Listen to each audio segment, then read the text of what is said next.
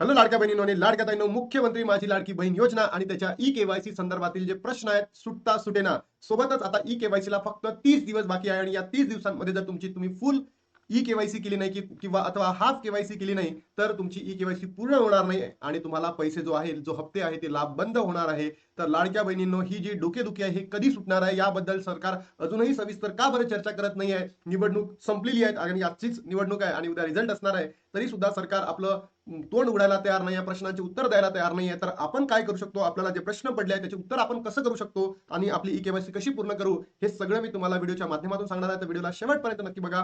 तुमच्या प्रत्येक प्रश्नाचं उत्तर तुम्हाला या व्हिडिओच्या माध्यमातून भेटणार आहे. कारण की ज्या बहिणींकडे वडील नाहीये, पती नाहीये, ज्या बहिणी अनाथ आहे, ज्यांना ओटीपी जात नाहीये, ज्या बहिणींचं नाव पात्र यादीमध्ये येत नाही, त्या प्रश्नांची उत्तरे मी या ठिकाणी घेऊन आलेलो आहे. आणि हे प्रश्न आपण सोडवलेले आहेत, सरकारने सोडवलेले नाही आहेत. म्हणून आपण प्रश्न सोडू, आपण उत्तरे बघू आणि त्याच्या हिशोबाने ती आपली ई केवायसी पूर्ण करून घेऊ. तर चला लाडक्या बहिणींनो, बघा इथे न्यूज मध्ये तुम्ही जर बघितलं असेल, तुम्हाला दिसत आहे लाडक्या बहिणींसाठी ई केवायसी साठी फक्त 30 दिवस बाकी. ई केवायसी ची डेडलाईन समोर आलेली आहे. लाडकी बहीण योजनेत महिलांना ई केवायसी करणे अनिवार्य आहे. सगळ्याच, म्हणजे ज्या पात्र आहेत त्यांनीच नाही, सगळ्या. जो नंबर होता 2,62,00,000 इतक्या ज्या बहिणी होत्या, या सगळ्याच बहिणींना ई केवायसी करणं अनिवार्य आहे. दरम्यान आता ई केवायसी करण्याचे शेवटचे 30 दिवस उरले. ई केवायसी डेडलाईन 31 डिसेंबर आहे आणि आजची 2 डिसेंबर आहे. या महिन्याअखेरपर्यंत तुम्हाला हे काम करायचे आहे. जर तुम्ही नाही केले तर योजनेचा लाभ मिळणार नाही, म्हणजे त्याच्या पुढचे हप्ते तुम्हाला मिळणार नाही. बरोबर. तर बघा लाडक्या बहिणींनो, डेडलाईन सुद्धा आली आहे. आजची तारीख 2 आहे. उद्या स्थानिक स्वराज्य संस्थेचा निवडणूक आहे. मला नाही वाटत पर्सनली की 4, 5, 6 मध्ये जीआर येईल. तुम्हाला जो जीआर येईल नोव्हेंबर महिन्याचा, तो 8, 9 मध्ये येईल आणि त्याच्यानंतर तुम्हाला 11, 12, 13 या दिवसांमध्ये पैसे वाटप होऊ शकतात. कारण निवडणूक रिझल्ट आल्यानंतर सरकार त्याच्यामध्येच बिझी राहील की बाबा याचा रिझल्ट आला, त्याचा रिझल्ट आला. बरोबर. किंवा समजा असंही होऊ शकतं की 4, 5, 6 मध्ये जीआर येऊ शकतं आणि 8, 9, 10 मध्ये पैसे वाटप सुद्धा येऊ शकतात. कारण की निवडणुकीमध्ये जर विजय आला तर असं होऊ शकतं. आणि 31 डिसेंबरला काय आहे, शेवटची डेडलाईन आहे. करणं कंपल्सरी आहे आणि करा. बरोबर. मग आता ही ई केवायसी कशी करायची पहिले सांगतो आणि त्यानंतर शेवटी तुम्हाला प्रश्नांची उत्तरं देतो. बघा, कोणत्याही दुसऱ्या वेबसाईटला जायचं नाही. फ्रॉड वेबसाईट अनेक आहेत. त्या फ्रॉड वेबसाईटला लाडक्या बहिणींनो जाऊ नका. का अन्यथा तुमचे सगळंच, तुमच्या अकाउंटमध्ये जे पैसे आहेत ते चालले जाईल, नवीन पैसे येणार सुद्धा नाही. http://ladkibahn.maharashtra.gov.in याची लिंक मी डिस्क्रिप्शन बॉक्स मध्ये देतो. सोबतच तुम्ही कमेंट करा. मी सुद्धा तुम्हाला कमेंट केल्यानंतर तुम्ही म्हणाल की पाठवा, तर मी लगेच पाठवून देतो. कारण याच वेबसाईट वरून करायचं आहे, दुसऱ्या वेबसाईट वरून करायची नाही आहे. मग गेल्यानंतर तुम्हाला अशा पद्धतीचा इंटरफेस दिसेल. त्याच्यानंतर हे दिसलंय तुम्हाला, याच्यावर क्लिक करा. क्लिक केल्यानंतर तुमच्यासमोर अशा पद्धतीचं पुन्हा इंटरफेस उपलब्ध होईल. इथे लिहिला लाभार्थी आधार क्रमांक, इथे तुमचा आधार क्रमांक टाका, कॅप्चा कोड टाका आणि खाली मी सहमत आहे वर टिक करा आणि ओटीपी पाठवावर टिक करा. टिक केल्यानंतर लाडक्या बहिणीनो, तुमच्या मोबाईलला काय येईल, ओटीपी येईल. समजा ओटीपी आला नाही तर तुम्हाला अशा पद्धतीचे एरर येतील. अनेबल टू सेंड ओटीपी, सदर आधार क्रमांक योजनेच्या पात्र यादीमध्ये समाविष्ट नाही आहे. हा आधार क्रमांक मुख्यमंत्री लाडकी बहीण योजनेच्या यादीत नाही आहे. We are experiencing high traffic, please try again later. हा एरर येत नाही आता, कारण की वेबसाईट सुरळीत चालू आहे.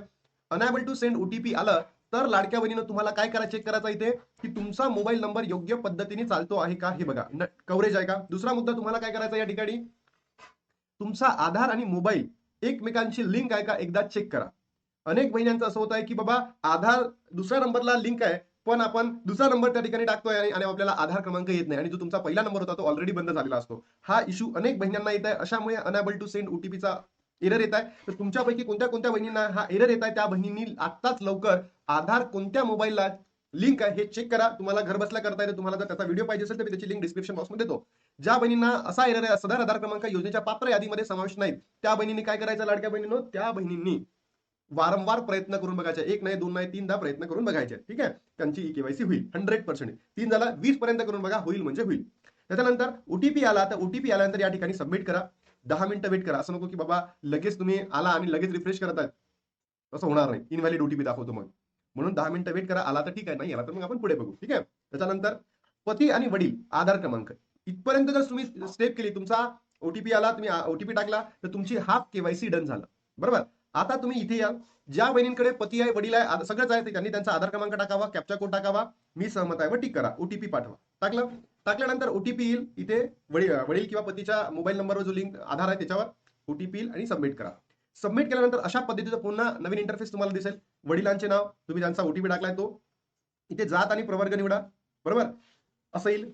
की ज्या बहिणींनी जात प्रवर्गामध्ये चुका केलेल्या आहेत तर घाबरू नका, तुमचा काहीही इश्यू येणार नाही. कारण ही जी महिला आहे, लाडकी बहीण योजना, ही सर्व बहिणींसाठी आहे, महाराष्ट्रातील सर्वच बहिणींसाठी आहे. जाती प्रवर्गावरून तुमचा जो लाभ आहे तो बंद होणार नाही. म्हणजे जात आणि प्रवर्गामध्ये जर तुम्ही चुका केल्या असेल तर एडिटचं ऑप्शन आलं तरी ठीक आहे, नाही आलं तरी ठीक आहे, कारण तुमचा लाभ बंद होणार नाही. बरोबर. हा प्रश्न तुमचा सुटला जिथे चूक झाली होती.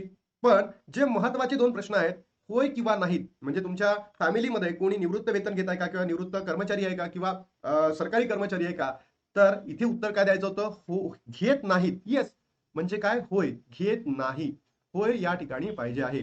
म्हणजे आपल्या घरी कोणताही व्यक्ती काय घेत नाहीये, लाभ घेत नाहीये. बरोबर. इथे काय पाहिजे, होय. पण काही बहिणींनी या ठिकाणी प्रश्न न समजल्या म्हणून काय केलं, नाही केलं. तर घाबरू नका. सेम इथे पण होय किंवा नाही, याच्यामध्ये अनेक लाडक्या बहिणी चूक झाल्या होत्या. पण ज्या बहिणींना आता असं करायचं आहे तर त्या बहिणींनी या ठिकाणी काय निवडायचं आहे, जर तुम्ही एकच मुलगी असेल तर होय करा, 2 मुली असेल तर होय करा, दोन्ही विवाहित असेल तरी हो करा, दोन्ही अविवाहित असेल तरी हो करा, एक विवाहित एक अविवाहित तरी हो करा, आणि जर 2 पेक्षा जास्त महिला असेल तर या ठिकाणी नाही करा. ठीक आहे. आणि इथे सबमिट करा, आणि त्याच्यानंतर तुमचं काय होईल, ई-केवायसी कंप्लीट होईल. पण अनेक लाडक्या बहिणींनी काय केलं, वडील आणि पतीच्या नावाऐवजी काय करण्यात आलंय, की त्यांनी आपल्या नातेवाईकांचा आधार क्रमांक दिलेला आहे. बरोबर.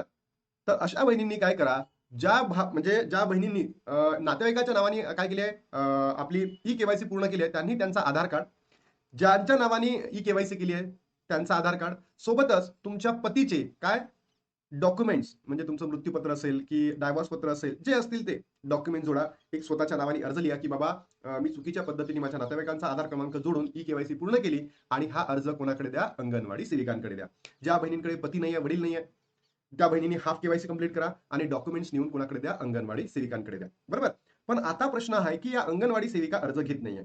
तर तुम्ही काय करा, तुमच्या आजूबाजूमधले जितकेही अशा बहिणी असतील त्यांना एकत्र या, आणि सगळे अर्ज घेऊन तुम्ही जिल्हा व महिला बाल विकास अधिकाऱ्याला भेटा, की बाबा आमच्या गावामध्ये जी अंगणवाडी सेविका आहे ती अर्ज घेत नाहीये, तर ते तुम्ही हे अर्ज आम्ही आणलेले आहेत, तर तुम्ही ते अर्ज घ्या. तुमच्याकडनं ते अर्ज घेण्यात येतील लाडक्या बहिणींनो, याची खात्री मी तुम्हाला देतो.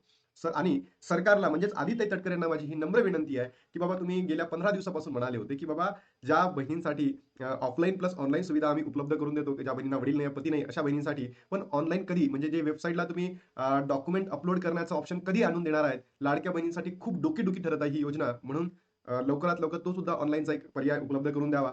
ज्या बहिणींकडे पती नाहीये, वडील नाहीये, त्यांच्याकडे डॉक्युमेंट्स नाहीये, तर त्यांना मी एवढंच सांगतो, की तुम्ही डॉक्युमेंट्स काढून घ्या लाडक्या बहिणींनो. लवकरात लवकर डॉक्युमेंट्स काढून घ्या.